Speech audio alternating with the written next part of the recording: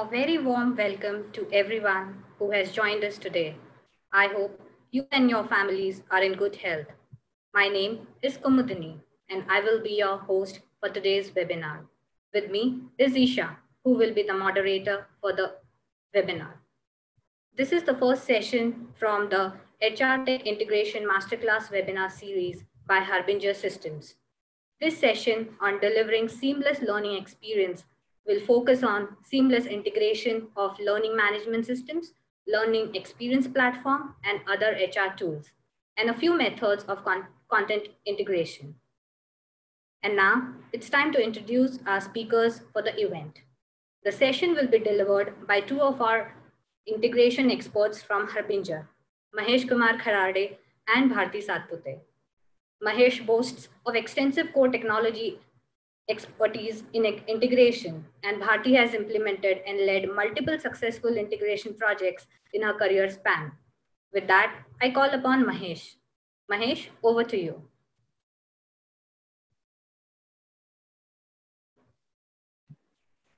Thank you, Kumudini. Good morning and good evening, everyone. Welcome to the first session of this series on HR Tech Integration Masterclass. Today's topic is all about delivery of seamless experience to our end users, that is employees. So let's start by taking a quick look at different applications used by these employees during their day-to-day activities. So in the context of today's webinar, I have categorized these applications into two buckets. One is learning platforms or learning applications, and the second is HR applications. So nowadays, I would say organizations are using multiple applications to cater to the learning needs of their employees. For example, a learning management system, that is LMS, learning experience platform, that is LXP, several MOOC platforms, and so on. While employees, managers, HR use either one of the platform or the combination of these platforms, they also happen to use several HR applications along the way. For example, HRIS, goal management, succession planning, and few more. To start with, they happen to use these applications in silos. But if we take a closer look, we can easily find a lot of overlap and repetition of activities when they interact with these applications. For example, an employee decides to acquire a new skill. The first thing they would do is they'll go to the goal management platform and set a new goal. The next step is he or she will go to the LXP platform, will look for the relevant courses, will choose the best one that suits their need, and enroll into that. Now, in this particular case, we can see that employee have to repeat the same steps across two applications. And the primary reason for that is because they are independently working. There are many such scenarios and challenges we can see if we start mapping the workflows between these platforms. In short, all these issues and challenges can be categorized into two or three different types. First one is lack of unified user experience. The next is need for repetitive data entries. And due to the whole disconnect, many a times these platform capabilities are underutilized. To take this discussion further, let me share one of the situation that we have recently dealt with for one of our customers. So this Harbinger customer is one of the leading learning experience platform provider. This LXP platform is a content-rich platform. That means it offers huge content or the course catalogs in terms of videos, books, channels, audiobooks, and so on. It also offers very advanced tracking capabilities for all kinds of users. When our customers started interacting with their end customer, they wanted to understand the overall usage of the platform and the effectiveness of the platform, and they come across few common patterns. Their customers are using this LXP platform along with existing applications like LMS, HRIS, and so on. Even after introducing this LXP platform into the organization, which is like much better in every way, if you compare it with LMS and other similar platforms. But employees still prefer existing LMS as a primary interface for their learning dashboards and few other stuff related to their learning. Now, if we sort of analyze this further, we can see that all this relates to the challenges that we sort of looked at or discussed on the earlier slide, which is about lack of unified access because that platform is independent, the data synchronization issues, and eventually the underutilization is what is the outcome of whole. Believe it or not, there exists a common solution to all these problems, and that is integration of these platforms. So far, I have discussed few examples leading to why integration is important. Let's take a quick poll and check what today's participants think about integration. Kumudini, can you please launch the poll? Sure, Mahesh.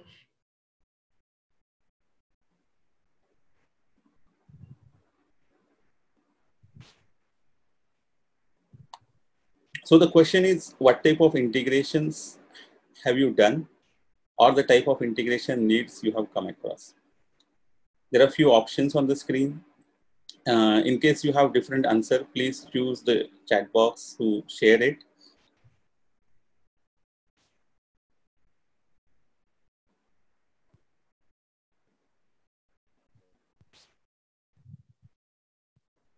So maybe we'll give a few more seconds for everyone to key in their answers. Yeah, maybe I will end the poll now. Yes, Kumudini, go ahead.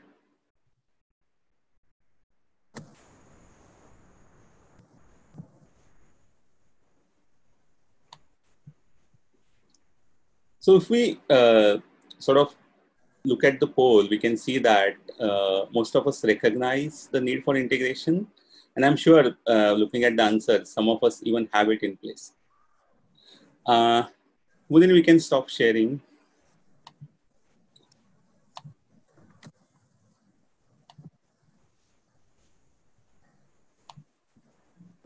Okay. Now let me go back to the customer situation we have discussed, and now request Bharti to share insights into how we have addressed some of these challenges using different integration techniques. Over to you, Bharti. Thank you, Mahesh. Good morning, all. So I'll be talking about the various business integration scenarios that we have experienced when we were building these integration connectors for various learning platforms.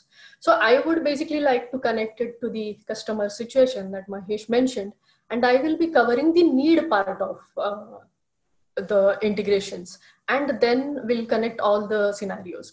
Before I start with the scenarios, there are three primary roles that we will have to keep in mind. The first and foremost is the learner or the employee of the organization, the learning manager who is defining the goals or the appropriate courses that the learner or the employee should take, and lastly, the HR head who actually wants to see the progress of the employees when they are like consuming the whole different courses from various platforms.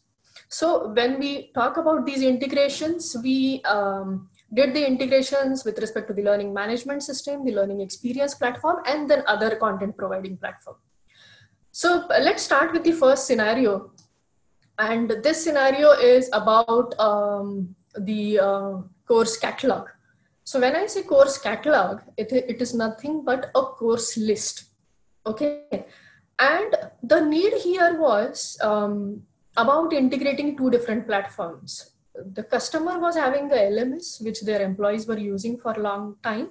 And then they got a learning experience platform.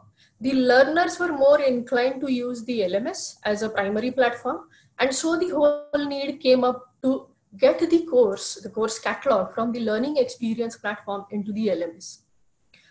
So this was the need, and the primary user here was the learner.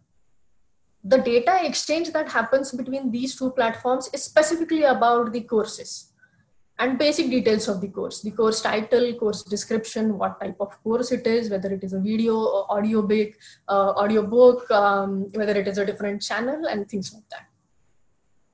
Now, the benefit for the learner here is the learner is just joining on a learning management system and is able to view the course catalog, which has courses from the learning management system as well as the learning experience platform, which actually gives the learner a unified user interface. The second scenario is about content discovery. When I say discovery, the real meaning is searching for a course. Now here, the primary user is the learning manager. The learning manager wants to go through or search all the courses and define the learning goals for the learners or the employee of the organization. Now here the requirement was like, we have a learning experience platform. It has a rich UI. The search options are quite a lot. You can search like from which content provider the courses are coming and things like that. So getting the courses from different platforms like a content providing platform or a learning management system into a learning experience platform was the need here. So the data exchange that happens here is, again, it is about courses, what type of courses, description, the status of the courses. But the differentiators here are like with the learning experience platform, user interface, giving a course thumbnail, so getting that thumbnail image. Then who is the author of the course? When was the course published? And things like that. So the benefit here for the learning manager is getting the content from various platforms into one user interface, searching for it, and defining those courses as the learning goals for the learner and then assigning it through one platform. The third scenario is about content aggregation. When I say aggregation, getting the content from various platforms into one single platform. Again, the need was that the primary platform is the learning experience platform and get the content from other platforms and display it, and it should be like such a seamless experience for the end user that the user is not able to differentiate whether this content was something that was created in the experience platform or it is coming from a third-party content provider and things like that. So for a user, it is just one platform and you are taking the courses. Now there are various ways of aggregating the content, and I'll talk in depth about this in the later slides. The fourth scenario is about the course metadata. When I say metadata, it is the structure of the course, some more details, the learning assets of the course. So here the need was specifically, I mean, the customer had a different learning management system and they were moving to the experience platform and they wanted to like get all the courses from the learning management system into the LXP and then get rid of the learning management system and just have the LXP as a primary platform. So there are two ways to get the metadata that we could implement. One was through the deep linking and the second one was the file based. When I say file based, the whole standard compliance part comes into picture where we have to make sure that if the content is COM compliant or XAPI based, and depending on those scenarios, you have to build the whole data exchange mechanism for this specific scenario. Now, this scenario can be benefited to the learner as well, to the learning manager, whoever is like working on the platform. The fifth scenario is about user management. Now, this is like a very common scenario in any integration that you build. A user who is logging into the platform has to be authorized, authenticated, and then using a single sign-on approach, the learner can like log into various platforms. The last one is about the tracking activity of the course the learner is taking. Now, this scenario is specifically for a HR head who wants to view how the learner is making progress through the content that he or she is consuming, and then getting that whole thing as a report or as a dashboard for the HR admin who can present it to the executives as well. The data exchange over here is again about the courses, the whole tracking aspect, like the completion status, the time the user spent on the course and things like that. Now, these are the 6 scenarios that I discussed. Now, when you implement the integration connectors, the integration connector can have a couple of these scenarios bind together, or you can like have all 6 scenarios implemented and a connector being designed. When you implement the integration connector, it is very important to have a right implementation strategy in place. And I think with the customer situation that Mahesh explained, we exactly helped them over there to make it like a successful communication or interaction between these platforms. Now let's move on and take a deep dive into 2 scenarios where I would like to explain like how the connector actually made this whole process seamless. So let's take a case where a company is having HRIS system where they have all their employee records. They had a learning management system, which they are using for years. And now they have onboarded a learning experience platform. For their learners, it is very important that they stick to the learning management system. There is a learning curve. It will take some time to get to the experience platform. So the whole need came up where there had to be a connector which is taking the employee records, connecting it with the learning experience platform, and then the further process. Now, whenever there are like multiple platforms and the integration that you build, there are 2 aspects to the connector. One is the periodic synchronization, which happens in the background. Now, while you implement the connectors, you will have to very well identify what is that periodic synchronization and the background process that happens. And the second phase is like the actual interaction through the front end. So let's see what happens in the periodic synchronization. The whole getting the employee records, authorizing them, and having the courses being pulled from the learning experience platform through the connector and putting it into the learning management system is a background process that happens. So you'll see using the GET APIs, the employee records can be pulled and can be verified in the as a background sync. Then as a next step, once the employee is there, the whole course catalog is in place. And the real phase where the learner actually logs in through the front end, through the user interface to the LMS, what the learner see is the list of courses that are synced from the background process. He can browse, he or she can browse through those courses, can select the one that he or she is interested into. And once the learner selects the course, the whole launch request is actually given to the learning experience platform. So from a LMS, a course is launched, which actually resides into the learning experience platform. The learner can take the course. First of all, the learner gets authenticated with the whole background sync up that has happened through the SSO. The whole learning experience authentication happens. And then the actual course starts, where the learner takes the course, and as soon as the course starts, the tracking mechanism starts in the background. Now this tracking data can also reside into the database, and at the same time it can be like pushed into real time to the learning management system. So all in all, a unified experience for the learner doesn't have to go anywhere. Right from the LMS can take the course and the activity is getting tracked. And once the activity is pushed to the LMS, the HR head can view the whole progress of the learner with respect to all the courses. The second use case that I would like to share is about the content aggregation scenario that I mentioned.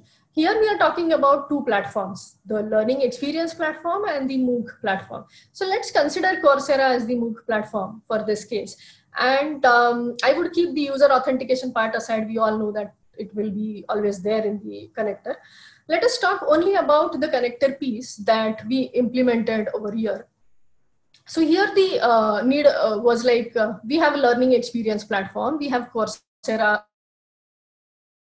We have recently got Coursera as a platform, and we have subscribed for specific courses. Okay. Now, if the organization has subscribed for specific courses, only that course list needs to be like pulled from Coursera and sent back to the learning experience platform. That's what the connector actually does. It reads through the Coursera REST APIs, and this process is the background process. The whole course list is pushed to the learning experience platform. So as soon as the learner logs into the learning experience platform, he or she can browse to the available courses, can launch the course. And again, the course launch is actually playing the course in Coursera, and in the background, the tracking activity happens. So the difference here is, I mean, instead of pulling the whole course list directly, the difference is about the organization specific subscribed courses that are coming to the learning experience platform. Now, this can be done in two ways, either through the REST APIs or there is a file-based mechanism as well. But in this scenario, we actually did the REST API mechanism. So whatever I explained so far are the scenarios specific to the content, the learner, the learning manager. There are various other scenarios as well, which fall into the benefits, feedback, performance management, and things like that. I would request Mahesh to share some of his thoughts on those scenarios. Thank you, Bharti. That was really insightful. You covered integration between three platforms, that is HRIS, LMS and LXP in your first example, and you also covered the integration of LXP and MOOC platform very well. So now let's discuss other integration scenarios which are sort of non-learning or related to the non-learning applications. So to do that, let's revisit the list of applications we looked at in the beginning. Okay. Yeah, so with all those arrows in the diagram, now you must have noticed there's a change to what we have seen in the beginning. Yes, now we are talking about interconnecting all these platforms with one another. As we connect these applications, there will be a number of scenarios, but in the context of today's webinar, let's focus on some of the learning specific use cases. To start with, let's say onboarding. It will integrate with learning platforms to deliver training or learning through onboarding workflows. Next, the goal or the performance management platform. It can connect with learning platform to again track learning goals, which are linked to the employee's performance goals. And then again, the progress and all the data can be synced between these two platforms. Succession planning. Now, this is an important tool and it can sort of make use of data about employees' different achievements with respect to their different learning goals and the activities they are completing into the learning ecosystem. Using continuous feedback tools, manager can guide their directs on the areas of improvement by suggesting relevant training material. This integration will enable them quickly search for relevant courses, training material, and help employees with their learning plans. Subscriptions to different learning applications and channels is something is now offered as an additional benefits by many organizations to the employees. Now, for better tracking of the ROI, integration between such learning platforms and a benefits platform is also required. If we keep exploring, there exists multiple scenarios as per your business model and the end user requirements. As we have discussed some of them, I would like to take a closer look at the data entities, like what data we can exchange using this integration and how it is important. So let's take a look at that. So here is the list of key entities and their sources in this ecosystem that we have looked at. Starting with the employee records, primary source for this is always HRIS. Next is the content catalog, usually available through the LMS or LXP. Then the learning goals, they are managed by learning applications as well as the goal and performance management applications. Progress is primarily tracked into the learning application, and lastly, the outcomes. With this, let's see how these entities are relevant to different HR applications. So HRIS, it can share employee records with learning tools, and then it can receive updates on the skills and competencies data, so employee records can be kept up to date. Onboarding applications, they will make use of the onboarding course catalog and plug it into the respective onboarding workflows. Employees then can launch these training courses from onboarding workflows. They can complete them in the LXP or the LMS, I think very relevant to what the use case that Bharti mentioned. And their progress and completion will be synced automatically with the onboarding app. Now, LMS part was covered by Bharti earlier, so let's skip that in the interest of time. For goal management, the learning goals will be synced and mapped between both sides. The intermediate progress and the completion events will be used to avoid any manual or repetitive data entries. Feedback and succession planning cases we have discussed. So here is a quick mapping of those entities. With this, I think we have come to the last segment of our session. Let's do a quick recap before we open it up for the Q&A. So we have covered different integration scenarios while using learning and HR applications together. We also touched upon different data elements that are commonly used. In the interest of time, though, we could not go over the specifics of different standards, but these standards play a very vital role in both UI and data level integration. I would like to say at Harbinger, we have extensive experience on these standards, as well as the implementation of all these integration scenarios we have discussed today. I would request you to reach us in case you would like to explore or address any of integration challenges you have observed in the context of your learning and HR applications.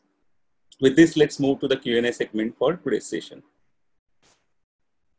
And I think as my team is checking for the questions panel, I have a quick announcement to make. On your screen, you can see the details of next webinar from this masterclass series. The next topic is interesting one because it will not only cover some other aspects of the integration, but it also touches upon using data for multiple HR applications, data from multiple HR applications for analytical and predictive use cases.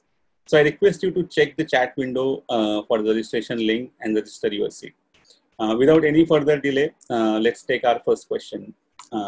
Kumudini, Isha, let me know what is the first question we have. Yes, Mahesh. So we have our first question, which says, is Harbinger a member of IMS Global or certified? I think we have worked with them, but about the certification status, I may need to check. Okay. So, Mahesh, I see there are a few more questions. So one talks about, can you tell me more about connector component? Sure. So connector component essentially is nothing but you can look at it as a sort of a piece that gets added into your ecosystem. It can be independent one or can be part of your product.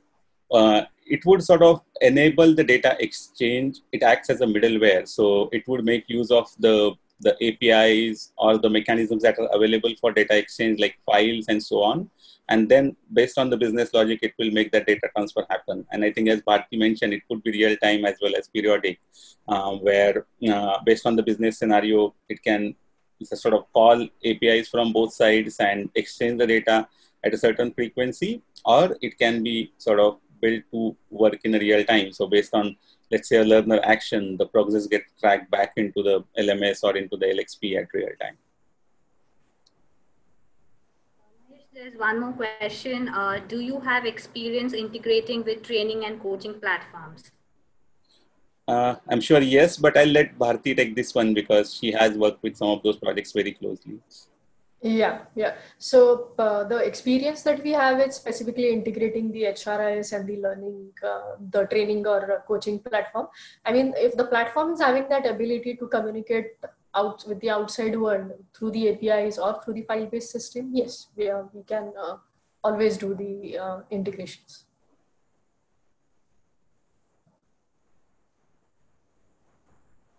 Okay. Bharti, Kumudini, just a second, there's a question in chat which says, does Harbinger provide pre-built connectors for the scenarios you've described in the session? Okay.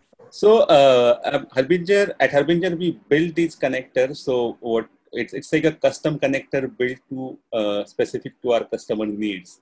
So I mean, it's not something that is pre-built, but like with over these years and with our experience, we have mastered the art to really quickly do this. So we can really create those custom connectors quickly and even do multiple connectors for you in parallel. So though we don't have pre-built ones, we have with our experience and different processes, we have been able to implement these connectors for multiple of our customers in the past. Okay, so Mahesh, we see one more question. what tracking information is sent from LXP to LMS? Okay, I think it's related to Bharti's example, so I would request Bharti to take this one. I think this is the last one we'll take in the interest of time, it seems. But yeah, Bharti, over to you. Sure, Mahesh. So the tracking information was specifically about the course, and it basically includes like how much time the learner spent on the course, if there are assessment in the course, what was the score of the assessment, when was the course started, how much time the user took to complete the course, and things like that. I mean, only things that are specifically related to the course. Okay. Mahesh, I think there's one quick question which says, can we receive the documents at the end of the meeting? Yes. So I think, Kumudini, you must be having that part of your announcement, but we do share the recording with the attendees. So yes, definitely you will get all this material. Sure. Okay. So with that, we come to an end of this webinar, and I thank you to all our participants for taking time out for today's webinar. I hope it was an insightful session. Like Mahesh said, we will arrange for the webinar recording to be sent across to you in case you have any follow-up questions. You can also drop us a line at hsinfo, that is hsinfo@harbingergroup.com. We would be more than happy to answer them for you.